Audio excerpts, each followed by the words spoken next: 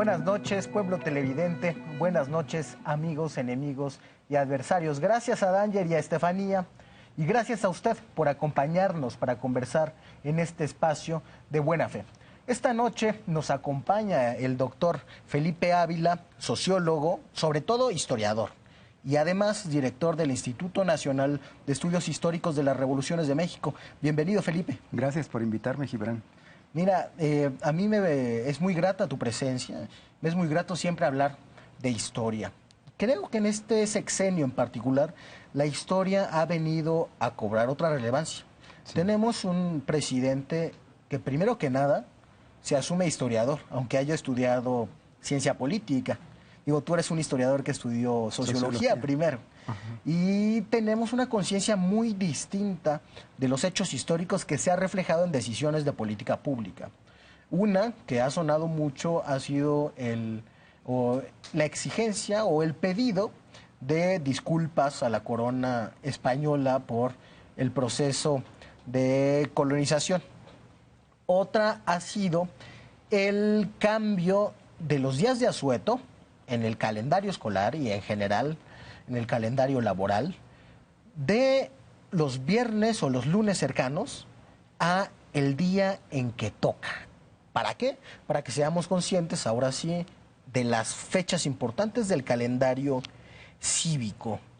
Me gustaría empezar por este tema. ¿Por qué es importante retomar el asueto en los días en los que lo marca el calendario cívico y no unirlos para generar estos fines de semana largos, como decían, como se hizo a partir del sexenio de Vicente Fox y como dicen algunos empresarios de la industria turística que debería mantenerse? Mira, qué bueno que tocas estos temas, porque yo creo que, como tú lo señalas, este es un gobierno para el que la historia es muy importante.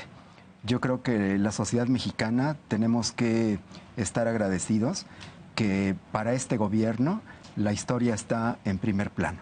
Yo creo que nunca, quizá desde Venustiano Carranza y Lázaro Cárdenas, nunca había habido un presidente de México que conociera la historia nacional, pero que además la usara como referente, no solamente para ver lo que ha sido la evolución de la nación mexicana, sino sobre todo para poder sacar experiencias y tener mayores elementos de análisis de cuáles son las decisiones que se deben tomar, ¿no? Entonces, yo creo que para este gobierno en particular, la historia es muy importante y por eso yo creo que también los historiadores tenemos que estar agradecidos de que se le dé esta importancia.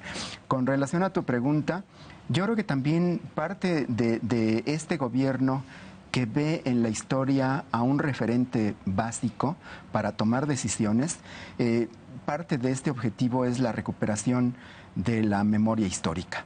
Ha habido decisiones de este gobierno vinculadas a este objetivo, pero con esta propuesta que él lanza para la discusión nacional, yo creo que es muy importante recuperar el significado y la conciencia de la historia y particularmente de las efemérides más importantes que han forjado a la nación mexicana.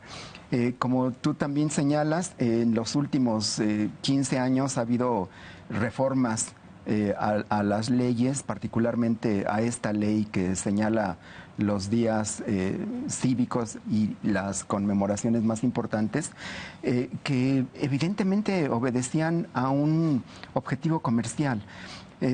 Mira, cuando se propone que el 20 de noviembre ya no se festeje el día en que cae el 20 de noviembre, sino el tercer lunes del mes de noviembre, en realidad lo que están haciendo quienes lo proponen es copiar la costumbre comercial de los Estados Unidos del Black Friday y muchos otros que también así lo hacen, por motivos estrictamente comerciales.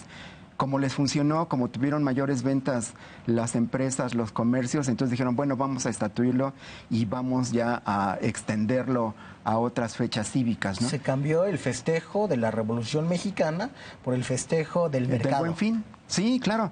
Entonces, mira, yo creo que hay que ponerle un alto a esta lógica comercial, a esta lógica mercantil, a esta lógica en donde parece que lo único importante son las reglas del mercado y de la acumulación de la ganancia y de la reproducción del capital, y que van dejando de lado no solamente las fechas cívicas importantes de una nación, sino también van dejando de lado a las personas y a la naturaleza. Estamos en una lógica desde hace muchos años en donde parece que lo único que importa es la ley universal del mercado y la ley de la maximización de la ganancia. Entonces, como si hubiéramos nacido en un mundo en donde lo importante es hacer dinero, lo importante es utilizar el tiempo para actividades productivas, lo importante es producir y producir y producir y consumir y consumir y consumir y hacer más ricos y más ricos y más ricos a los que ya son de por sí ricos. Entonces, yo creo que es momento de pensar si eso es realmente lo que queremos. Y yo creo que no. Yo creo que hay que salirnos de esa lógica comercial, de esa lógica mercantil, de esa lógica del valor de cambio, de esa lógica de la reproducción de la ganancia, que está haciendo a un lado a los seres humanos, a lo que son, a lo que han sido, a sus sentimientos, a sus tradiciones, a sus costumbres, al cuidado de la naturaleza. Yo creo que eso es lo importante. Y mira, para un niño que el 3 de febrero no tiene que ir a clases y que sus papás no trabajan y que quiere aprovechar para tener un fin de semana largo, si tú les preguntas, ¿y por qué no fueron a la escuela? Yo estoy seguro de que muchos no van a saber qué es, porque es el 5 de febrero. ¿Y cuál es el significado del 5 de febrero? Bueno, pues es la fecha de la promulgación de la Constitución que todavía hoy nos rige y que es una Constitución que fue producto de una revolución social victoriosa. La primera Constitución social del siglo XX. Así es, que fue un ejemplo para el mundo y que garantizó en su texto las principales demandas de los obreros, de los campesinos, de los sectores populares, la separación entre la Iglesia y el Estado, una serie de conquistas que costaron sangre, costaron vidas, costaron esfuerzo, costaron sacrificio, costaron lucha, y eso es lo importante, pero no nada más recordarlo y quedarnos en la casa, porque yo creo que también hay que reconocer que a este gobierno no nada más le interesa, bueno, es el 5 de febrero y es la Constitución y tan tan. Yo creo que el año pasado se demostró cuál es el objetivo de esta recordación histórica con el desfile del 16 de septiembre y con el desfile del 20 de noviembre, en donde hay un nuevo esfuerzo porque la sociedad mexicana conozca realmente lo que pasó, aprenda lo que pasó, tome ese ejemplo y lo utilice, bueno, pues para poder resolver los problemas que hoy tenemos y que son tan graves. Fíjate, qué bonita palabra utilizaste, recordación, ¿no? Recordar quiere decir volver a pasar por el corazón, si atendemos a la raíz etimológica. ¿Cuándo se empezaron a celebrar estas fechas? Por ejemplo, el 5 de febrero o el 20 de noviembre. Mira, desde los tiempos de la Revolución, el 20 de noviembre, cuando inicia la revolución a la que convoca Francisco I. Madero, comienza un año después, cuando es ya presidente de la República, y se recuerda nuevamente el 12, en 1912, el 20 de noviembre, con un acto cívico de recuerdo del comienzo de esa gesta triunfante. En 13 evidentemente no se celebra porque viene el golpe de Estado de Victoriano Huerta y por supuesto que lo que menos quería es que la nación mexicana recordara a Francisco I. Madero y a los revolucionarios de 1910. Después ya cuando, bueno, se sigue recordando en 1914, cuando ya está la lucha contra Victoriano Huerta, en todo su apogeo, incluso en Veracruz, Venustiano Carranza hace un acto cívico, un desfile militar, Villa también lo hace en Chihuahua, Emiliano Zapata también, recordando el 20 de noviembre de 1910. Después ya cuando la revolución triunfa en su versión constitucionalista, se va estableciendo la fecha del 20 de noviembre como una fecha cívica muy importante y se va transformando con el paso de los años, se va convirtiendo en un desfile deportivo. Después, recordar a la revolución se vuelve un problema para los gobiernos neoliberales y se olvidan de la revolución como se olvidan de la historia. A los gobiernos neoliberales no les interesaba la historia y no les interesaba que el pueblo mexicano conociera la historia. Y tenemos en ese calendario cívico, además de las fechas de la revolución, que vendría a ser para el presidente López Obrador y para el discurso público actual, la tercera transformación de la vida pública de México, tenemos una fecha de la primera transformación, ¿no? Que es el 16 de septiembre, y tenemos una fecha de la segunda transformación, que es el natalicio de Benito Juárez. ¿Sería tiempo o podríamos hacer en consonancia, tendría sentido, sería responsable establecer, como se estableció desde la convocatoria de Madero y al año siguiente, una fecha más a ese calendario cívico para pensar la cuarta transformación? Mira, yo creo que estamos ahorita en un proceso de cambio profundo, de régimen, como lo ha dicho el presidente, no es un cambio cosmético, no es una sustitución de un gobernante por otro. Yo creo que en este año y mes y medio que lleva este gobierno se ha comenzado a dimensionar la magnitud del cambio que está proponiendo el presidente López Obrador. Es un cambio de época que se está construyendo, que está costando trabajo, que está encontrando muchísimas resistencias y que sin embargo yo creo que va caminando y que va caminando bien. Yo creo que todavía es muy pronto para poder establecer una fecha, pero sin duda a mí me parece que el 1 de julio del 2018, esa gran insurgencia cívica en las urnas, esa movilización ciudadana como no habíamos visto en las dos últimas generaciones de mexicanas y de mexicanos, sin duda es una fecha muy importante, que yo creo que se va a quedar como un antes y un después. ¿Cómo le llamarías tú? Buena pregunta.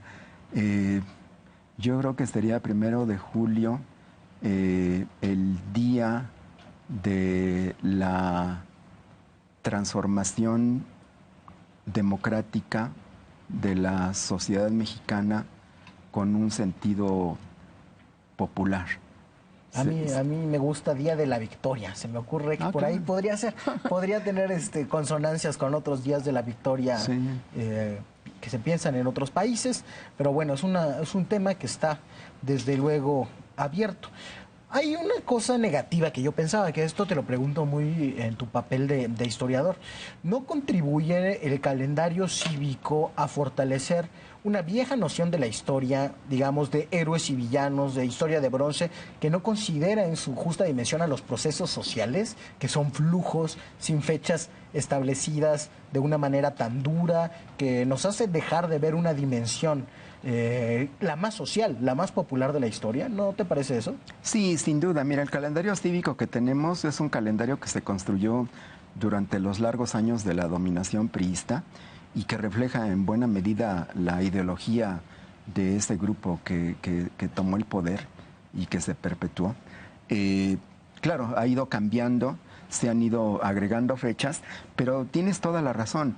Es un calendario cívico que refleja una concepción de la historia elitista, una concepción de la historia masculina, porque prácticamente no hay mujeres en el calendario cívico que hoy tenemos, y desde luego que deja de lado las luchas sociales. Es un calendario en donde la movilización popular, en donde la resistencia campesina, en donde las luchas obreras, en donde las luchas democráticas prácticamente no tienen cabida, no existen, porque para ese régimen pues lo importante no era la revolución social, lo importante eran los grandes caudillos, las fechas de nacimiento y de muerte de los próceres de la patria, ocasionalmente algunas fechas que sí hacen alusión a movimientos sociales, como el 20 de noviembre, como 15 y 16 de septiembre, como el 5 de mayo quizá. Pero es una historia en donde, como la mayor parte de la historia que se construye desde las élites, en donde los sectores populares, las minorías están excluidas. Si le parece, vamos a un corte y lo seguimos platicando. Por supuesto. Quédese con nosotros, estamos platicando con Felipe Ávila sobre las modificaciones al calendario cívico y los días de asueto.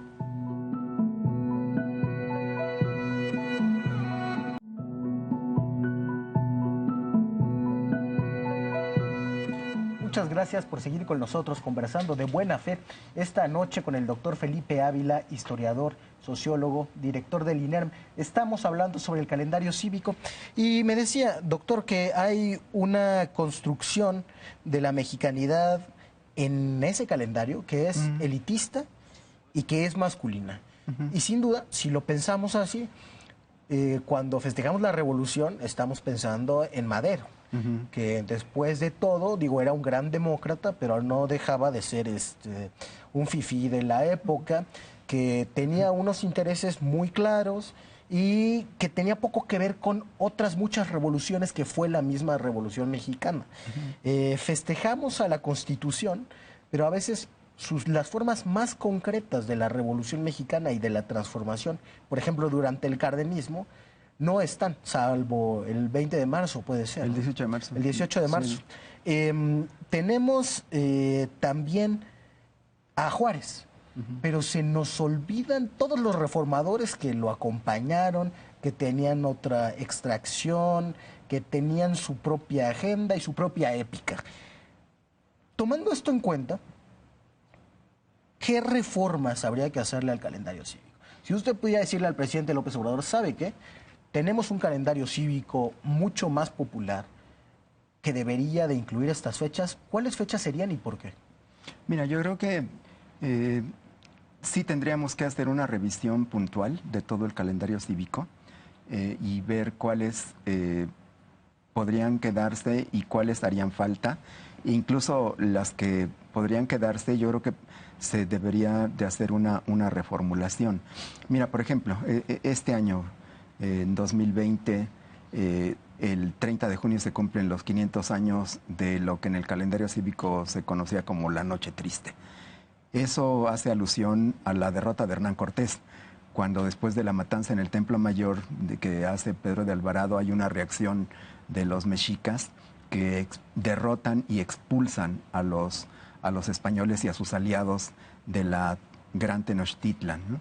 Entonces, pues hay el árbol de la Noche Triste que ya se quemó y está seco, es un monumento ya muerto, pero eso hace alusión a una visión de la historia muy sesgada y que refleja el punto de vista y los intereses de los conquistadores, ¿no? Claro, es la mirada del español invasor, colonizador, derrotado. La tristeza es suya, pero del otro lado habría seguramente alegría, ánimo. Es la victoria mexica. Es la victoria mexica. Entonces yo la reformularía y en vez de la Noche Triste le pondría la noche de la victoria mexica sobre las fuerzas españolas, sobre el ejército español, o la expulsión de los españoles de Tenochtitlan. Una cosa que refleje el punto de vista de los mexicas, de los vencidos, de los masacrados, de los explotados, de los oprimidos, de los asesinados, ¿no? Que creo que lo que habría que buscar en esta redefinición del calendario cívico es eso. Uno, que aparecieran más mujeres, importantes mujeres que hemos tenido y que no están reflejadas en el calendario cívico. ¿Cómo quiénes? Mira, hay muchas luchadoras sociales de la revolución. Por ejemplo, está Carmen Cerdán, está Hermila Galindo, están las periodistas que colaboraban con Zapata, Juana Belén Gutiérrez, están heroínas anónimas, por ejemplo. Es que, como siempre, las mujeres han sido relegadas, han sido excluidas. Hay muy pocas que aparecen con nombre propio en la historia. Y yo creo que habría que reconocer su participación, incluso aunque no se conocieran sus nombres.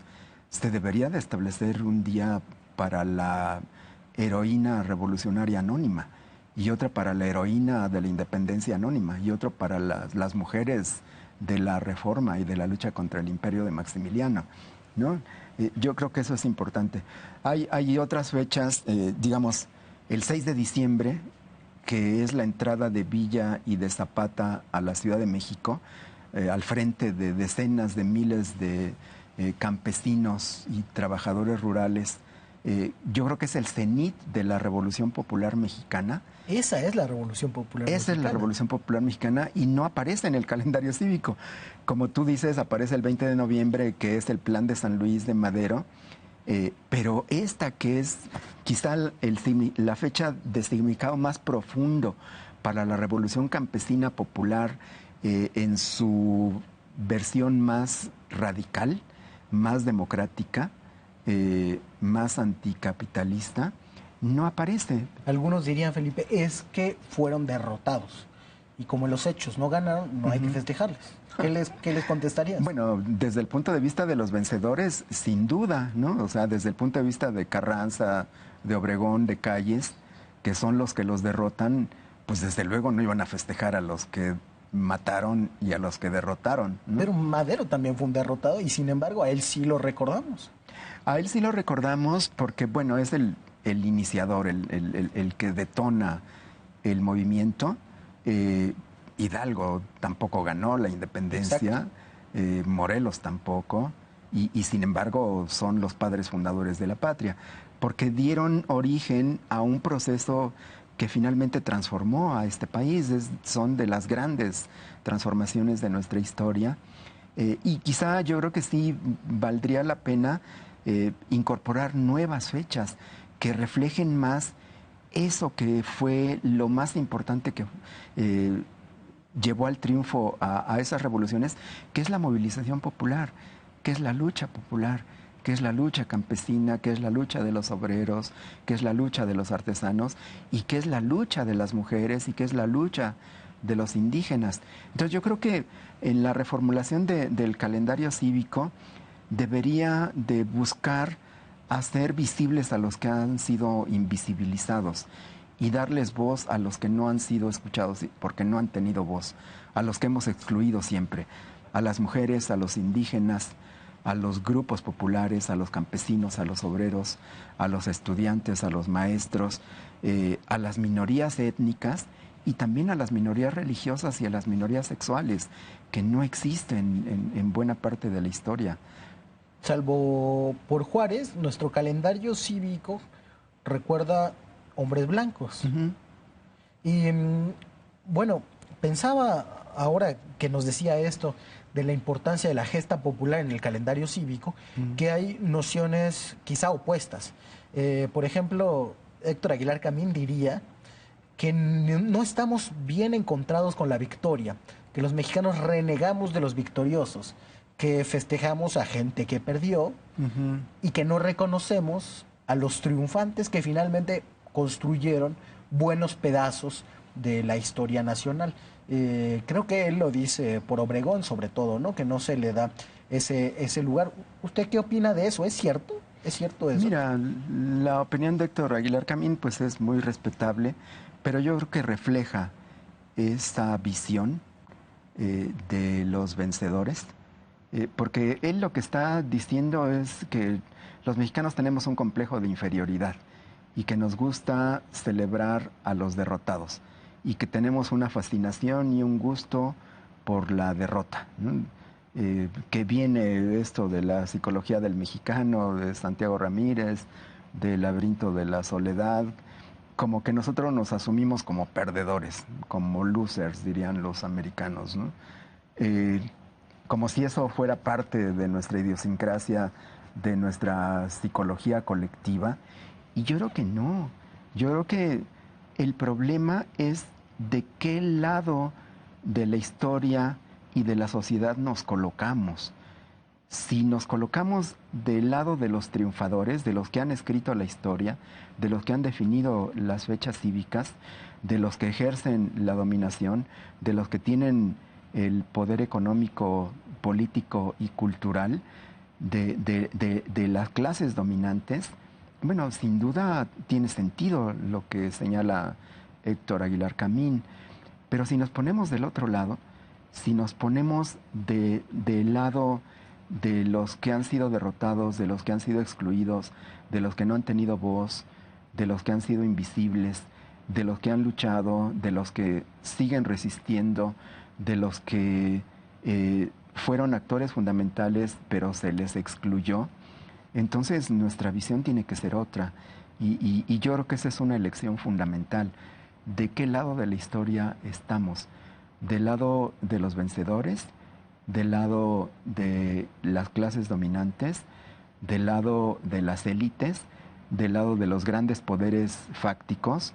¿Del lado de quienes detentan la riqueza, el poder, las armas? ¿De quienes controlan los medios de comunicación? ¿De quienes controlan las tecnologías de la información?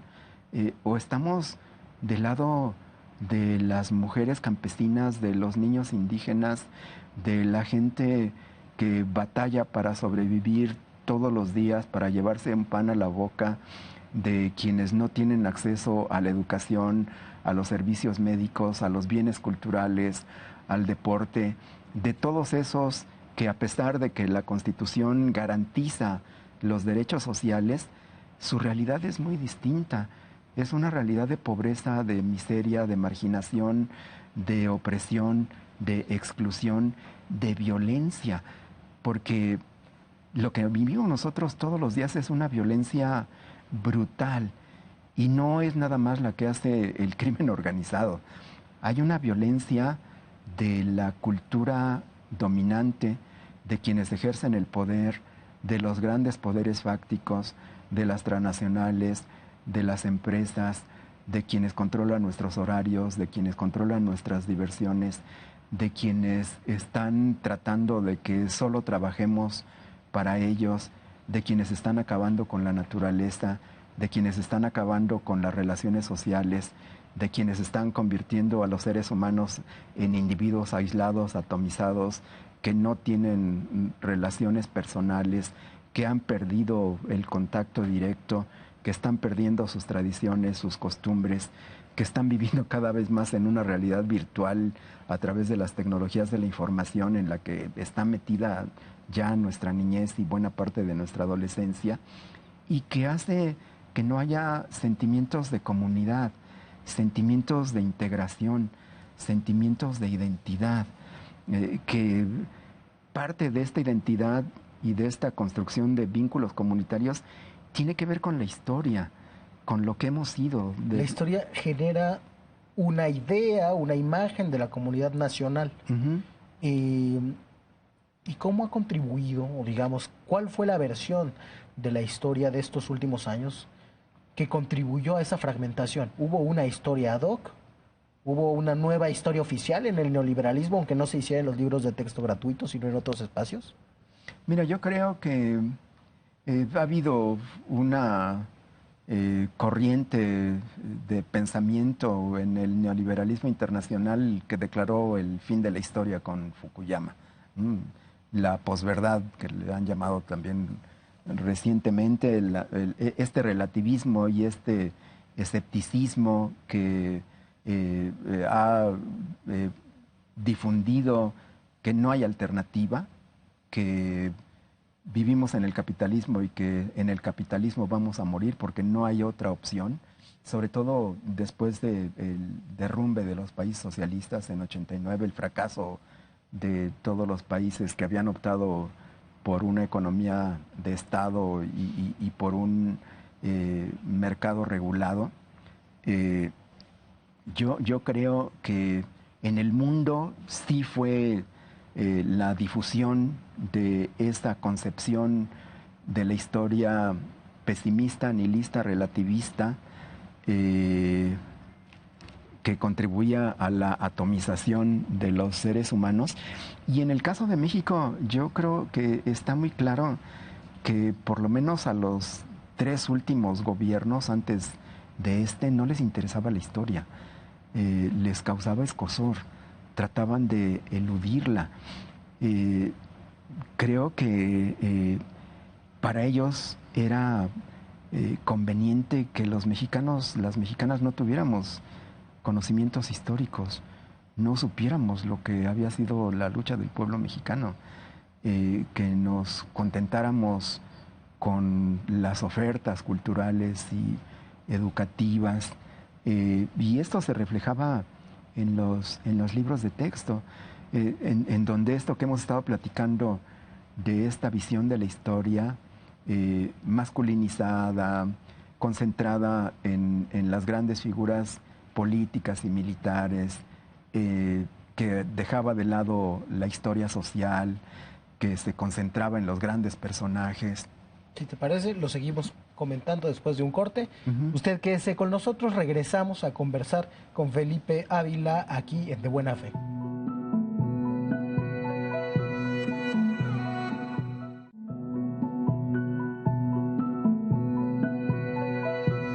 Muchas gracias por continuar con nosotros. Felipe, me llama la atención que hablas de bandos, de los opresores y de los oprimidos, y que hablas de una historia que ha dado más voz a los hombres, yo diría a los hombres blancos primordialmente, a los que ganaron a los grandes nombres, etcétera, etcétera. Y hablas de una otra historia posible, de un otro calendario cívico apegado a la historia de los oprimidos, de los que participaron de las luchas sociales, que a veces llegaron a buen puerto y triunfaron, y que sin embargo fueron excluidos del ejercicio del poder o por lo menos de la visibilidad. Entonces pareciera que es una disputa política en la historia, que siempre es una cuestión de tomar partido. Y te pregunto, ¿es siempre así? ¿La historia siempre se escribe desde algún bando? ¿Es imposible escribir una historia puramente científica que dé cuenta de los hechos tal y como fueron? ¿Es imposible despojarnos de una mirada que dé preferencia a uno u otro bando?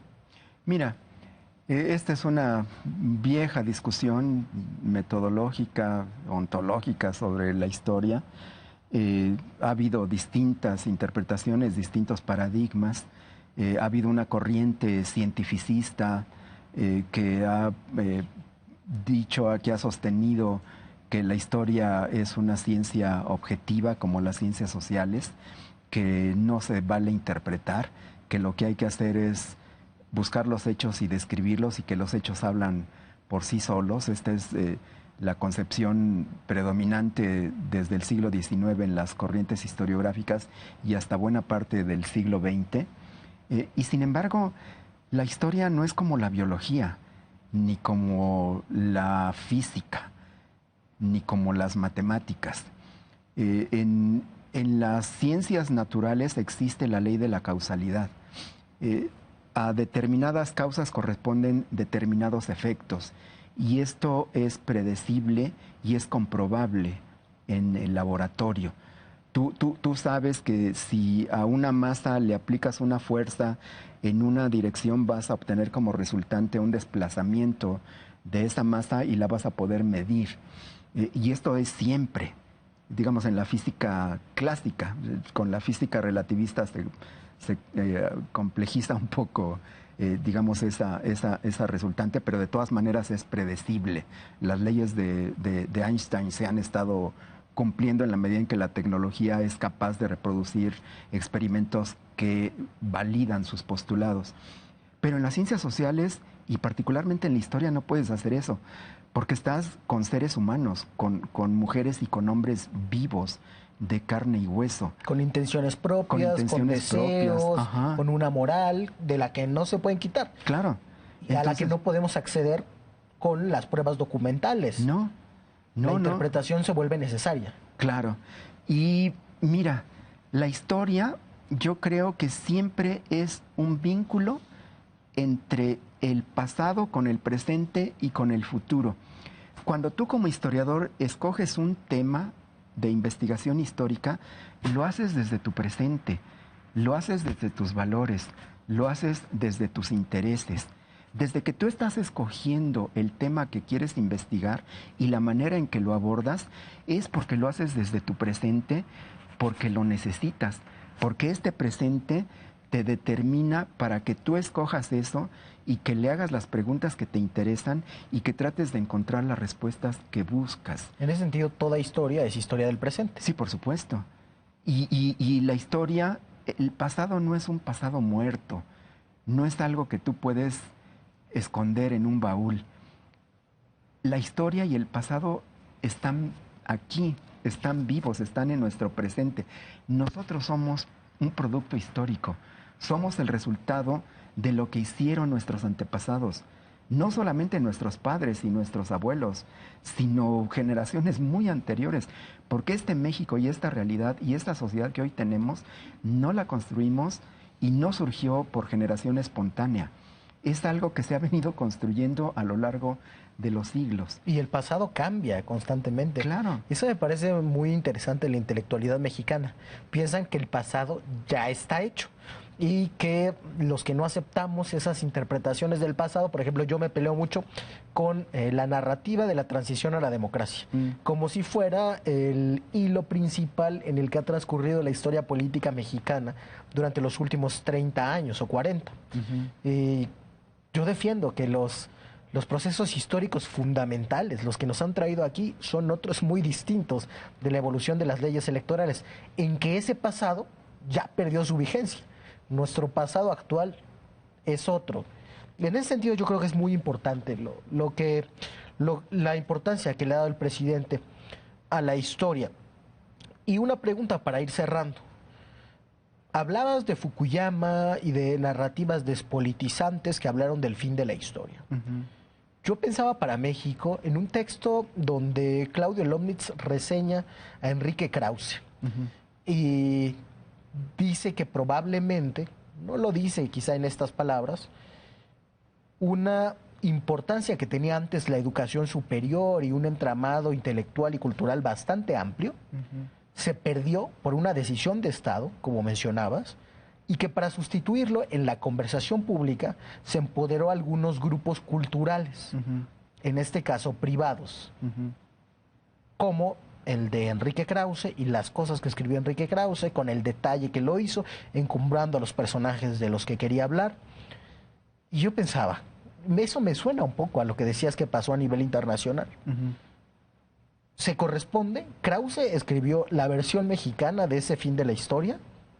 Mira, Enrique Krause, yo creo que es un historiador empresario que ha tenido un enorme éxito comercial, que se convirtió como en el principal difusor, divulgador de la historia, y que sin duda llevó a cabo negocios muy exitosos desde la iniciativa privada, pero que pudo influir también en el acontecer público.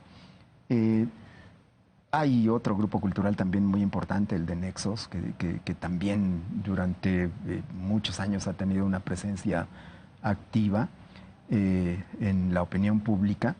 Y yo creo que lo que tienen en común estos dos grupos es que para ellos las revoluciones no son importantes. Es más, las ven como algo negativo. De una revolución lo que rescatan es el costo, la pérdida de vidas, de sangre, de destrucción, de infraestructura, y dicen que los resultados no valieron la pena, porque desde su punto de vista incluso hubiera sido mejor si él pudiera existir en la historia, que no hubiera habido revoluciones, como que estábamos mejor antes de las revoluciones. Antes de la independencia. Como que si hubiéramos dejado a la modernización hacer su trabajo, habríamos llegado a un México mejor. Sí, con las reformas borbónicas de Carlos III de fines del siglo XVIII, si no hubiera habido la irrupción masiva provocada por Hidalgo y por Morelos, la Nueva España se hubiera convertido en una potencia mundial. Y después se repite lo mismo, pero con Juárez, ¿no? Si se hubiera dejado el curso económico de las fuerzas dominantes, hubiera seguido la modernización. Igual, si no hubiera habido Revolución Mexicana, hubieran dejado que el porfiriato siguiera por ese rumbo de crecimiento económico, también México se hubiera convertido en una potencia. Yo creo que el problema es esa óptica que ve este ascenso, esta evolución del capitalismo mercantil, industrial y financiero como una ley teleológica, y que ve en el fortalecimiento del Estado Nacional también como una vía necesaria para la evolución y el crecimiento y el desarrollo, y no están entendiendo lo que fue la independencia, la reforma y la revolución, que es precisamente ese, como decía Habermas, ponerle un freno a ese progreso, entre comillas, a esa evolución barbárica, a esa civilización que estaba y sigue destruyendo a los seres humanos y destruyendo a la naturaleza y convirtiéndonos a todos en mercancías y convirtiéndonos a todos en trabajadores asalariados y sometiendo a la esclavitud, a la opresión, a la explotación, a las 7/8 partes de la humanidad, como si eso fuera el progreso. Bueno, es el progreso, pero ¿para quiénes, no? Construyamos entonces esa nueva historia que hace falta. Muchas gracias, Felipe. Muchas gracias a nuestro público. Quédense con nosotros. Esta noche hemos aprendido muchas cosas con Felipe Ávila. Como siempre, es un gusto platicar de historia. Primero, es importante cambiar la lógica en la que veníamos pensando. Es cierto que los fines de semana largos eran un alivio para muchos, que eran un interés para la industria turística y también, siendo el caso de noviembre, para las ventas en general.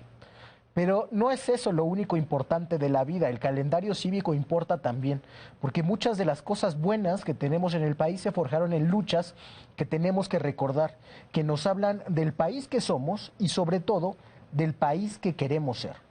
Además, la mayoría de la ocupación hotelera no se realiza en los meses en los que caen estos fines de semana largos, que se pueden sustituir además por otros que se programen específicamente en el calendario escolar, como ha dicho el presidente López Obrador, que se hará a partir de 2021. Ahora, es importante no reproducir con este calendario cívico la historia que veníamos haciendo. La historia de bronce, de hombres victoriosos, de unas cuantas luchas. Tenemos que voltear a ver al pueblo que ha hecho esas luchas e incorporar nuevas fechas. Nos proponía nuestro invitado, por ejemplo, el 6 de diciembre, pero tendríamos que hacer una revisión meticulosa que dé un lugar en la historia de nuestro país a los indígenas, a las mujeres, en general, a los oprimidos y al pueblo. Es importante también dar cuenta de una historia para la transformación. Tenemos ahora, los últimos años ha dominado una historia para la inmovilidad, que presume que los procesos de modernización sin interrupción hubieran llevado a México a un mejor destino.